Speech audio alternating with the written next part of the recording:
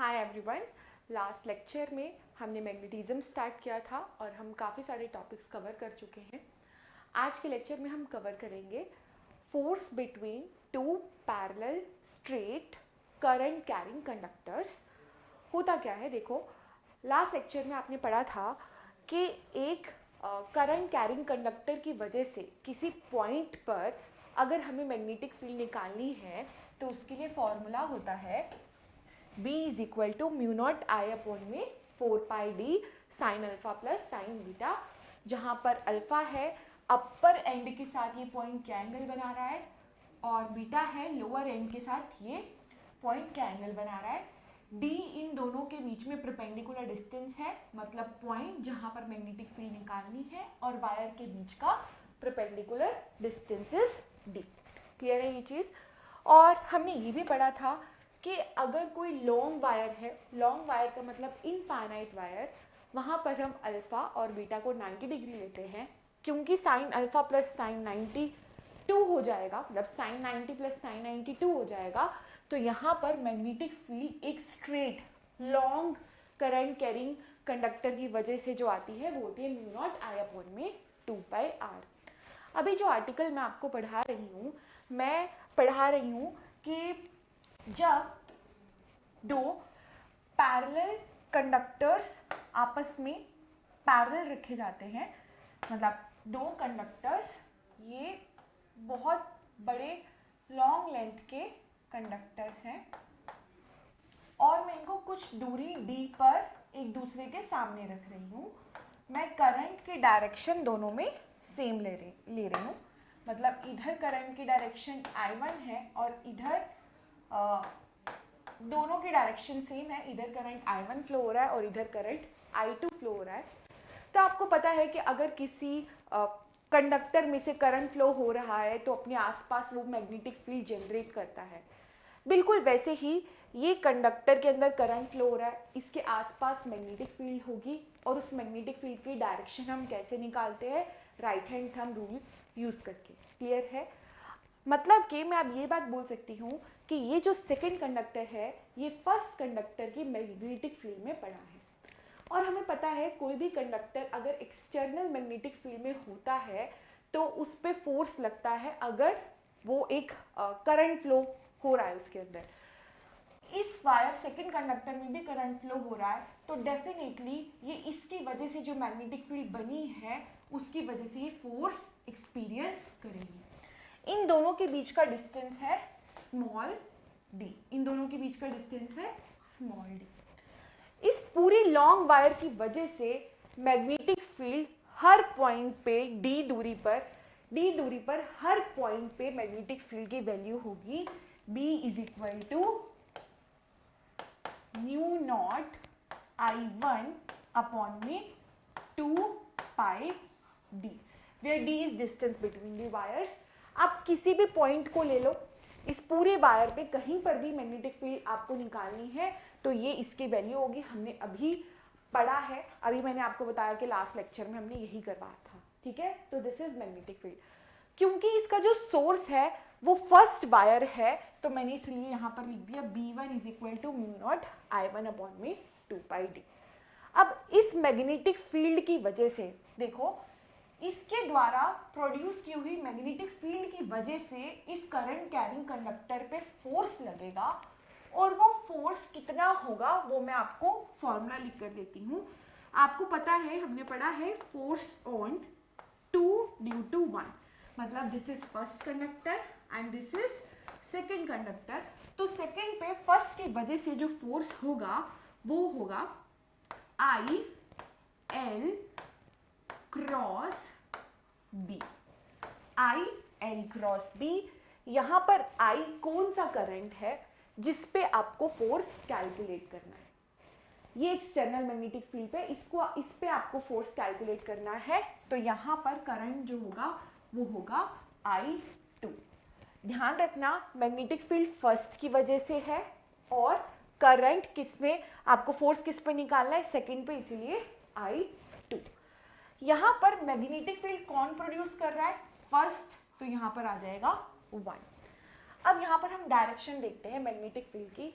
आपको पता है एक स्ट्रेट करंट कैरिंग कंडक्टर की वजह से magnetic field right hand thumb rule से मिलती है। यहाँ पर आप थंब को करंट की डायरेक्शन में लीजिए और फिर फिंगर्स को कर्ल करें तो राइट साइड में आप देखोगे कि मैग्नेटिक फील्ड की डायरेक्शन आती है अंदर की ओर और लेफ्ट साइड में आप देखोगे कि मैग्नेटिक फील्ड की डायरेक्शन जो आती है वो आती है बाहर की ओर। अब यहाँ पर अगर आप लॉ लगाएं तो F21 आएगा I2L B साइन 90। क्यों साइन 90 आएगा? क्योंकि मैग्नेटिक फील्ड की डायरेक्शन अंदर की तरफ है और ये कंडक्टर की लेंथ ऐसे परपेंडिकुलर है, मतलब ये अंदर की तरफ है और लेंथ ऐसे परपेंडिकुलर है, दोनों में एंगल 90 डिग्री है, इसीलिए यहाँ पर आ जाएगा 90 डिग्री। देखो जब भी हम किसी कंडक्टर पे मैग्नेटिक फील्ड निकाल रहे हैं, देखो ये अपनी भी मैग्नेटिक फील्ड बना रहा है, बट हमें वो नहीं कंसीडर करनी। अगर मैंने आपको बोला कि ये एक्सटर्नल मैग्नेटिक फील्ड में है तो इस पे जो फोर्स इसकी वजह से लग रहा है आपको वो कैलकुलेट करना है। ये भी अपनी फील्ड जनरेट कर रहा है बट इसकी अपनी फील्ड की वजह से इस पे फोर्स हम कैलकुलेट नहीं करेंगे।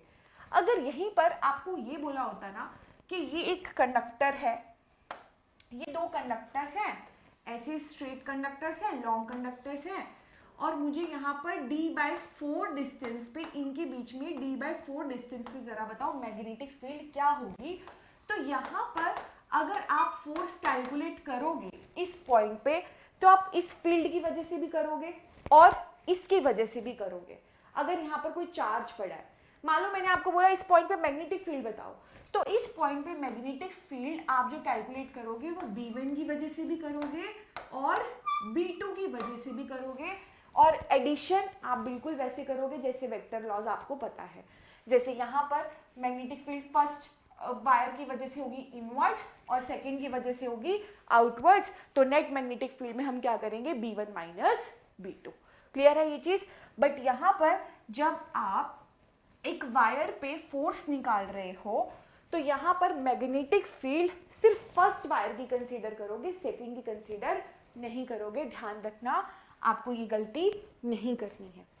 अब यहाँ पर आप वैल्यू पुट करो, this is equation number 1, put 1 in equation number 2, put 1 in equation number 2, तो फोर्स जो आएगा वो आएगा I2L B, साइन 90 की वैल्यू तो 1 ही होती है, मैग्नेटिक फील्ड की जो वैल्यू होगी वो होगी, यहाँ से हम लिख लेते हैं μ0 I1 अपॉन में 2/d। तो हमारे पास फॉर्मूला क्या आया? फॉर्मूला आया F is equal to I μ0 I1 I2 L upon में 2/d।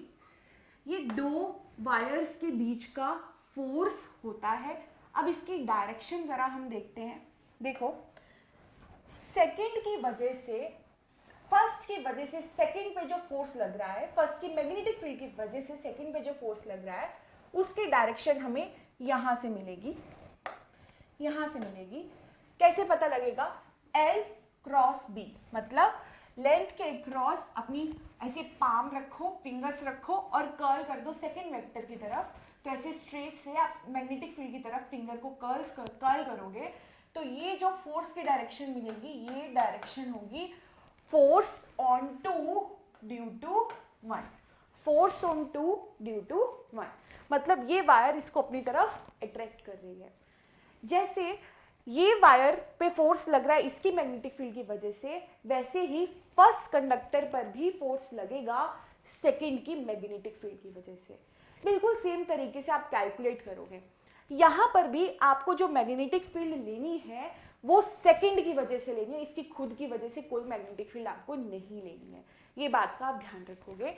यहाँ पर मैग्नेटिक फील्ड की डायरेक्शन होगी बाहर की तरफ, तो ये आ जाएगा B2, ये आ जाएगी B2, मतलब कि magnetic field due to second conductor, दोनों में फोर्स सेम आएगा, मतलब इक्वल एंड अपोजिट आप कैलकुलेट करके देख सकते हो, बस I1 और I2 चेंज हो जाएंगे। क्लियर है ये चीज?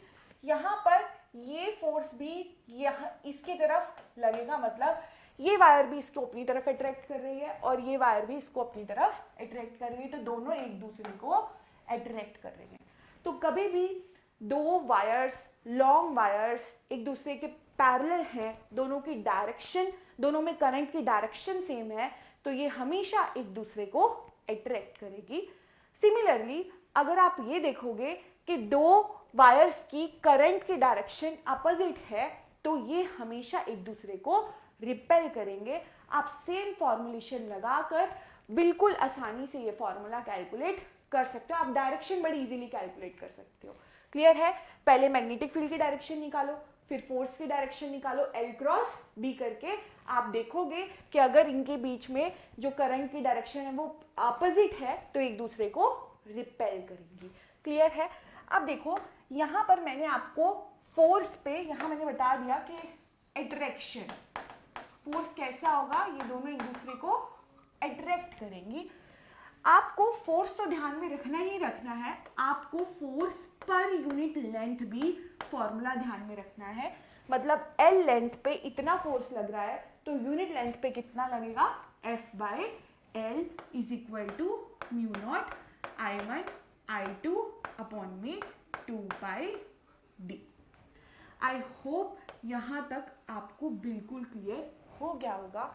मैंने क्यों फोर्स पे ना ध्यान देकर फोर्स पर यूनिट लेंथ निकाला है, इस पे अब हम बात करते हैं।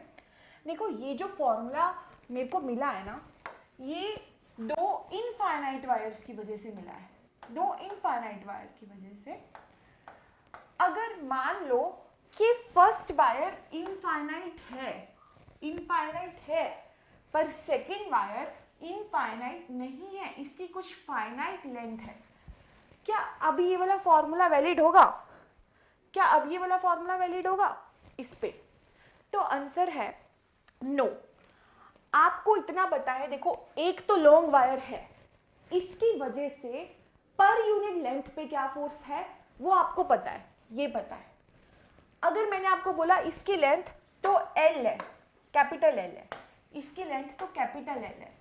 अब आपको यूनिट लेंथ पे फोर्स पता है इस फॉर्मूला से, तो आप बड़ी इजीली कैलकुलेट कर सकते हो L लेंथ के लिए। देखो भाई, यूनिट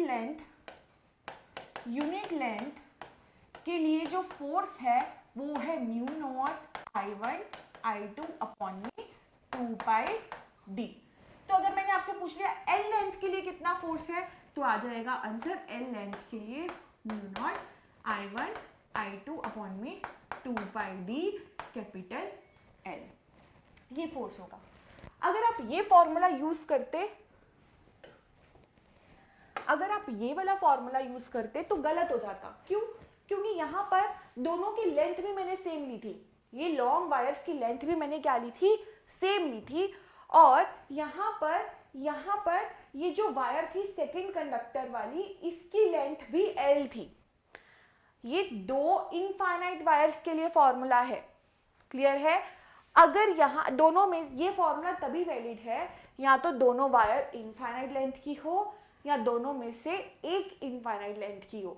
अगर दोनों फाइनाइट लेंथ की हो जाएगी तब ये फॉर्मूला वैलिड नहीं है, ये आपको ध्यान रखना है। तो आपको पर यूनिट लेंथ का पता लग गया तो आप किसी भी लेंथ के लिए कैलकुलेट कर सकते हो। यहाँ पर नोट के फॉर्म में ये क्वेश्चन लिख लीजिए answer. This formula is valid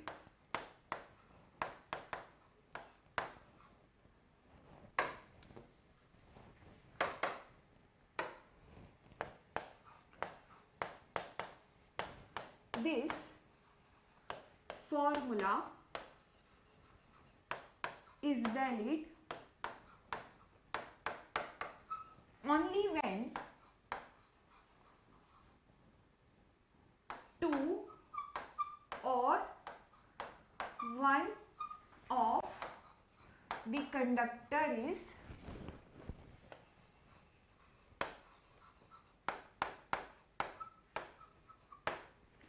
of length, जरूरी है दोनों में से एक को इनफाइनाइट लेंथ पर होना ही चाहिए, अदरवाइज ये वैलिड नहीं है, क्योंकि फिर तो मैग्नेटिक फील्ड का फॉर्मूला ही बदल जाता। मैंने यहाँ पर मैग्नेटिक फील्ड का फॉर्मूला क्या पुट किया है, म्यू नॉट I1 अपॉन में 2πd, ये मैंने इसलिए पुट किया है क्योंकि ये इनफाइनाइट थी, इनफाइनाइट वायर थी। अब यहाँ पर ये इनफाइनाइट है ही नहीं, तो ये फॉर्मूला ही गलत हो जाएगा, आपको पूरा डिराइव करना पड़ेगा। क्या ये चीज़ क्लियर है? अभी तक आपको ये क्लियर हो जाना चाहिए। लास्ट के कुछ पॉइंट मैं और मेंशन कर देती हूँ, ध्यान रखना। Two parallel wires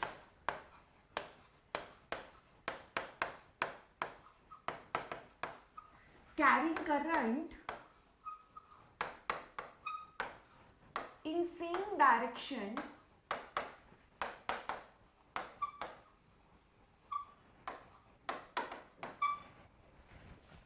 attract each other, हमेशा एक दूसरे को अट्रैक्ट ही करेंगी।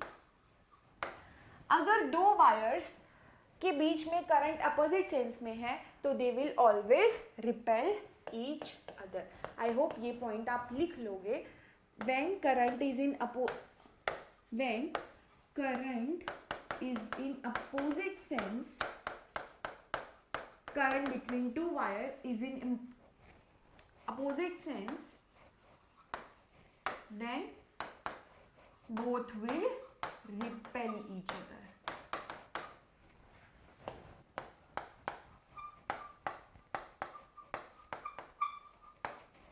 जो डायरेक्शन होगी वो कुछ ऐसे बनेगी, अगर ये एक दूसरे को ऐसे, ये I1 है और ये I2 है, now they both are anti parallel, तो ये इसको अपनी तरफ अट्रैक्ट करे, ये इसको अपनी तरफ इधर की तरफ फोर्स देगी और ये इसको इधर की तरफ फोर्स देगी, दोनों एक दूसरे को हमेशा रिपेल करेंगे। अब बढ़ते हैं नेक्स्ट टॉपिक पर, इसी से ही रिलेटेड है। जैसे दो वायर्स के लिए ये ट्रू है, वैसे ही दो लूप के लिए, करंट कैरिंग लूप के लिए भी सेम बात वैलिड होती है। जैसे देखो,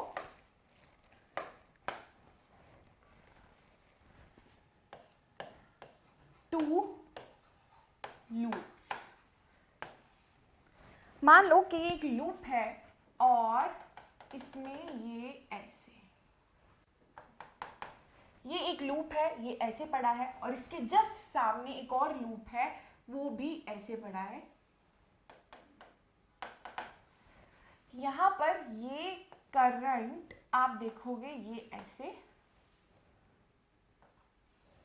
मतलब आप डायग्राम देख के समझ गए होंगे कि ये लूप ऐसे बड़ा है, ऐसे।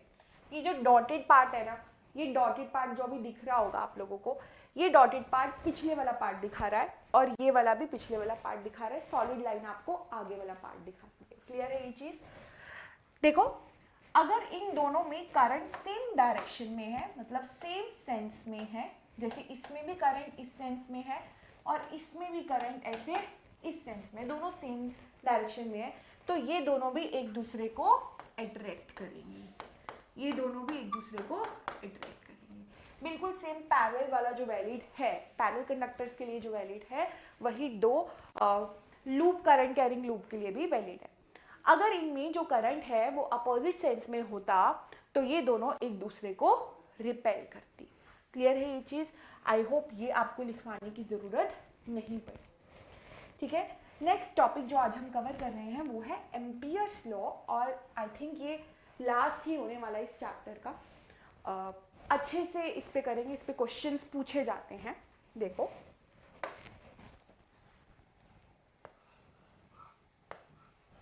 एम्पियर्स लॉ, एम्पियर्स लॉ में बेसिकली होता क्या है, देखो, this is one of the fundamental law. जैसे बायो-सेवर्ट लॉ एक फंडामेंटल लॉ है, जैसे गॉस थ्योरम एक फंडामेंटल लॉ है, वैसे ही एम्पियर्स लॉ भी एक फंडामेंटल लॉ है। जैसे हम गॉस थ्योरम में एक सरफेस कंसीडर करते थे, जैसे ऐसे सरफेस हम लेते थे ना, स्फेरिकल सरफेस, कभी कोई और सिलेंड्रिकल सरफेस, वैसे यहाँ पर भी हम कुछ ऐसा करेंगे। यहाँ पर हम जो कैलकुलेट करने के लिए लूप कंसीडर करेंगे वो हम देखते हैं। देखो, सबसे पहला जो एम्पियर्स लॉ वो बोलते हैं कि मान लो कि यहाँ पर ये एक आर्बिट्रेरी शेप का, ध्यान रखना, ये एक आर्बिट्रेरी शेप का एक लूप है। लूप ऑफ आर्बिट्ररी शेप, कोई भी शेप आप ले सकते हो। आपका मन है आप एक सर्कुलर लूप लेना चाहते हो, आपका मन है एक रेक्टेंगल लूप लेना चाहते हो, आप कंडीशन देखो, अपनी स्मार्टनेस लगाओ और फिर उसके बाद कैलकुलेट कर सकते हैं, ठीक है। देखो ये लूप बिल्कुल ऐसे है जैसे एक वायर है, मान लो ये एक वायर है और इस वायर को मैंने ऐसे लूप बना दिया है। आई होप ये विजिबल होगा। ये लूप मैंने यहाँ पर बना दिया हुआ है और ये किसी भी शेप का हो सकता है। ऐसे मैंने मान लो कि ऐसे बड़ा है ये लूप, ऐसे। क्लियर है ये चीज। यहाँ पर आप कंसीडर करो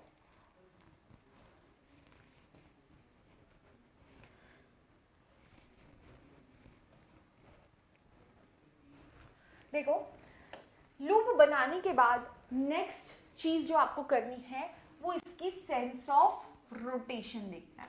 this is sense of rotation.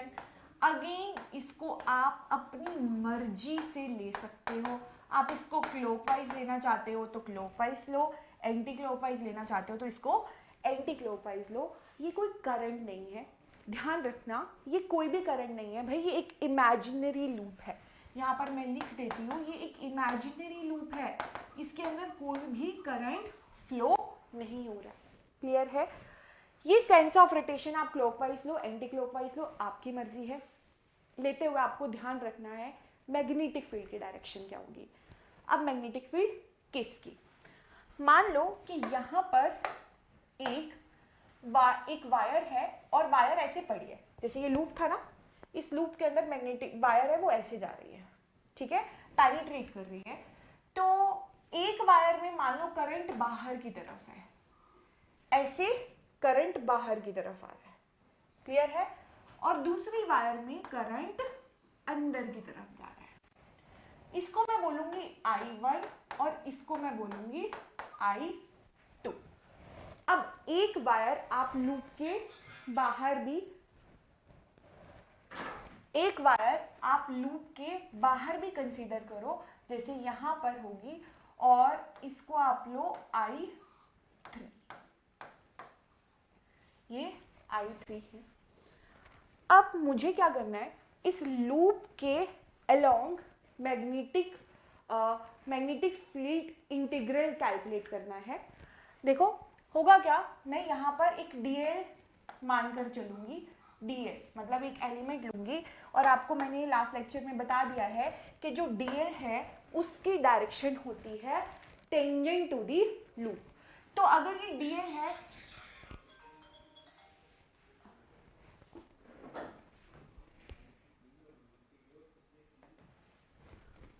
Okay, तो यहाँ पर करंट I1 है, यहाँ पर करंट I2 है और यहाँ पर करंट I3 है। मैंने यहाँ पर एक dl लेंथ कंसीडर की है, ये स्मॉल एलिमेंट जिसकी direction tangent to the surface है, दैट इज dl। किसी भी डायरेक्शन, किसी भी पॉइंट पर आप dl ले सकते हो। dl की डायरेक्शन हमेशा टेंजेंट होगी टू दी लूप। अब टेंजेंट तो इस साइड भी आता है और टेंजेंट इस साइड भी आता है, तो आप जानबूझकर dl की जो डायरेक्शन है वो वही लोगे जो आपने सेंस ऑफ रोटेशन लिया है। मैं इधर भी dl की डायरेक्शन ले सकती थी बट मैं नहीं लूंगी क्योंकि सेंस ऑफ रोटेशन ऐसे क्लॉकवाइज है, तो इसकी डायरेक्शन भी ऐसे ही आनी चाहिए नीचे की तरफ। क्लियर है। अब मैं यहाँ पर मान लेती हूँ कि इन तीनों की वजह से ये मैग्नेटिक फील्ड आएगी B। इन तीनों वायर्स की वजह से यहाँ पर मैग्नेटिक फील्ड है B। तो यहाँ पर मैं इस लूप, एम्पियर्स लॉ कहता है कि इस लूप के over magnetic field line integral मतलब B डॉट dl। देखो ये इमेजिनरी लूप है, बिल्कुल वैसे जैसे हम गॉस थ्योरम में गॉसियन सरफेस बनाते थे, वहां पर हम क्या करते थे, हम E डॉट DA कैलकुलेट करते थे, और जो E डॉट DA मतलब कि स्मॉल DA एरिया कैलकुलेट करते थे और फिर E डॉट DA निकालते थे, सबके लिए इंटीग्रेट करते थे, तो जो वैल्यू आती थी वो आती थी फ्लक्स की वैल्यू, इलेक्ट्रिक फ्लक्स की वैल्यू। यहाँ पर मैं B डॉट DL कर रही हूँ और इस क्वांटिटी को हम क्या बोलेंगे, कुछ भी नहीं, ये वो नहीं है जैसे वहां पर इलेक्ट्रिक फ्लक्स होता था E डॉट DA, यहाँ पर B dot DL magnetic flux नहीं है, इस चीज़ का ध्यान रखना। इसको हम सिंपल बोलेंगे line integral of magnetic field, line integral of magnetic field, ये इसकी सिंपल सरल भाषा। जो एम्पियर्स लॉ है वो बोलते हैं कि line integral of magnetic field over a closed loop is equal to mu naught I net enclosed, I net enclosed. ये स्टेटमेंट बहुत इंपॉर्टेंट है। यहाँ पर आई नेट इनक्लोज का मतलब क्या है? Net current in the loop, this is net current in loop. देखो ये जो मैग्नेटिक फील्ड है, हमने इस डीएल लेंथ पे जो मैग्नेटिक फील्ड ली थी वो तीनों वायर्स की वजह से ली थी, पर लाइन इंटीग्रल इस लूप में, इस लूप का जो लाइन इंटीग्रल है उसमें जो एक्सप्रेशन आया है म्यू नॉट आई नेट, उसमें I3 मतलब कि इस लूप के जो बाहर करंट है उसका कोई फर्क नहीं पड़ता। यहाँ पर म्यू नॉट आई नेट में आप लिखोगे current inside the, net current inside the loop, बाहर वाले लूप का कोई फर्क नहीं पड़ता। क्लियर है ये चीज? यहाँ पर ध्यान रखना कि मैग्नेटिक फील्ड तीनों वायर्स की वजह से है, पर टोटल लाइन इंटीग्रल जो आएगा वो यहाँ पर एक्सप्रेशन में करंट जो आएगा वो करंट होगा सिर्फ और सिर्फ अंदर, जो लूप के अंदर नेट करंट है वो। अब करंट की डायरेक्शन का भी आपको ध्यान रखना पड़ेगा। यहाँ पर मैंने यहाँ पर ना ऐसे सेंस ऑफ रोटेशन ये लिया था, तो जो हाँ जहाँ आपकी थंब की डायरेक्शन है उसको लो पॉजिटिव। जैसे यहाँ पे थंब की डायरेक्शन अंदर है तो मैं अंदर वाले करंट को मानूंगी पॉजिटिव और बाहर वाले करंट को मैं मानूंगी नेगेटिव। तो आई नेट क्या हो जाएगा? आई नेट हो जाएगा I2 माइनस I1। तो मैं यहां से लिख सकती हूँ for this particular case B dot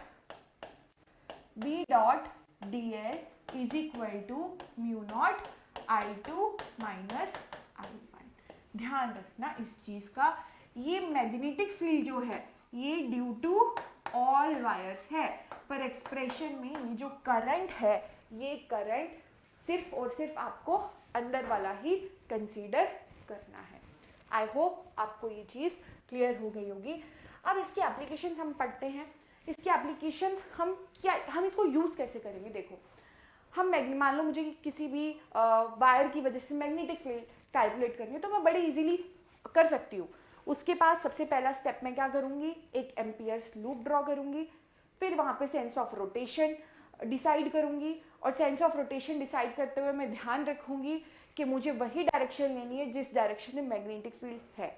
आप उसके अपोजिट भी ले सकते हो, बट हम यही फॉलो करते हुए चलेंगे। क्लियर है ये चीज़? लूप आप किसी भी शेप का ले सकते हो।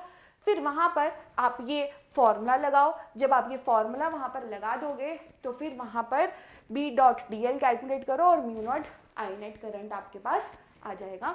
यहाँ पर इसी से रिलेटेड एक एप्लीकेशन मैं यहाँ पर अभी फटाफट से कर लेती हूँ डिस्कस। एप्लीकेशन, तो एप्लीकेशन में फर्स्ट पार्ट है magnetic field due to straight current carrying conductor. जैसे यहाँ पर ये एक वायर है और इस वायर के अंदर जो करंट है वो बाहर की तरफ आ रहा है। ये वायर है, ध्यान रखना, ऐसे बाहर की तरफ आ रही है, इसमें करंट भी बाहर की तरफ है। अब मुझे इसकी वजह से मैग्नेटिक फील्ड निकालनी है, जो कि मैं निकाल चुकी हूँ बायो-सैवर्ट लॉ यूज करके, बट हम ये लॉ भी यूज करेंगे।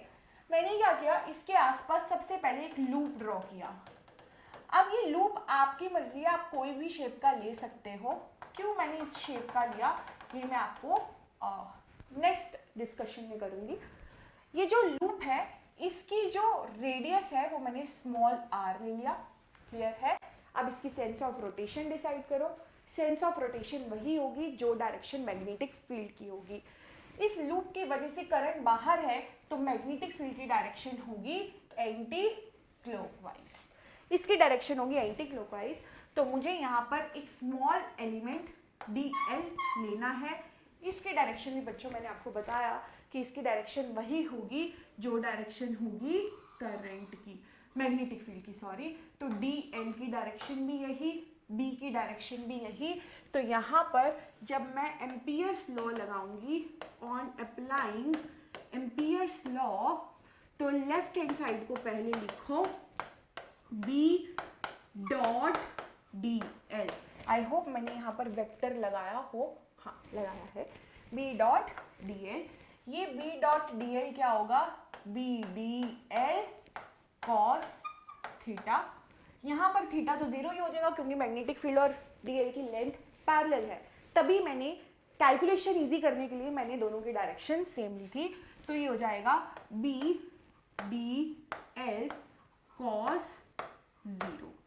अब इसका आपको क्या करना है, इंटीग्रेशन। तो ये आ जाएगा बी मैग्नेटिक फील्ड, तो कॉन्स्टेंट ही होगी क्योंकि वो हर जगह क्या होगी, क्योंकि ये डिस्टेंस डीएल की डिस्टेंस जो है वो हर जगह सेम है, इसीलिए मैग्नेटिक फील्ड की वैल्यू सेम है और मैं उसको इंटीग्रेशन से बाहर ले सकती हूँ। एक्चुअली यही रीज़न है मैंने एक सर्कुलर लूप लिया है, मैंने नहीं लिया रेक्टेंगुलर लूप, क्योंकि तब हर जगह आर की वैल्यू अलग है तो मैग्नेटिक फील्ड की वैल्यू भी अलग होगी, आप उसको इंटीग्रेशन से बाहर नहीं ले सकते। तो यहाँ पर मैंने इंटीग्रेशन से बाहर इसको ले लिया है, यहाँ पर B और ये हो जाएगा डॉट डी एल, ठीक है।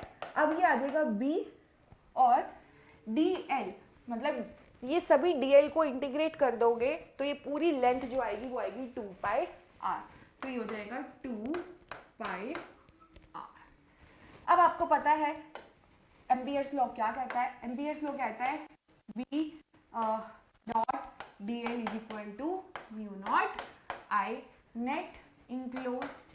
तो यहाँ पर B डॉट डी एल की वैल्यू हम कैलकुलेट कर चुके हैं, it is B is equal to B into 2 pi R और ये क्या आ जाएगा म्यू नॉट आई। तो ये B की वैल्यू आ जाएगी म्यू नॉट आई अपॉन में 2 pi r. This is value of magnetic field. ये तो हम बायो-सेवर्ट लॉ से भी कैलकुलेट कर चुके हैं।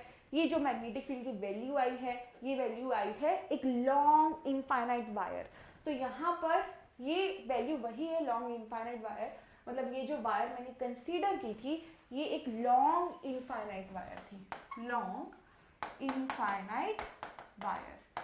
तो आपको कभी भी एम्पियर्स लॉ कहीं पर यूज करना है, अप्लाई करना है, तो मेक श्योर फर्स्ट स्टेप है आप लूप ड्रॉ करिए, लूप की शेप आप सोच कर लीजिएगा, फिर उसके बाद आप सेंस ऑफ रोटेशन डिसाइड करो, फिर आप डीएल लेंथ लो और फिर सिंपली एम्पियर्स लॉ लगा दो। हर एक जगह हम यही फॉलो कर रहे हैं, हर एक एप्लीकेशन में। नेक्स्ट एप्लीकेशंस मैं नेक्स्ट लेक्चर में कवर करूंगी। अगर आपको यहाँ पर इस लेक्चर में कोई प्रॉब्लम है तो आप नीचे कमेंट बॉक्स में लिख सकते हो। Thank you.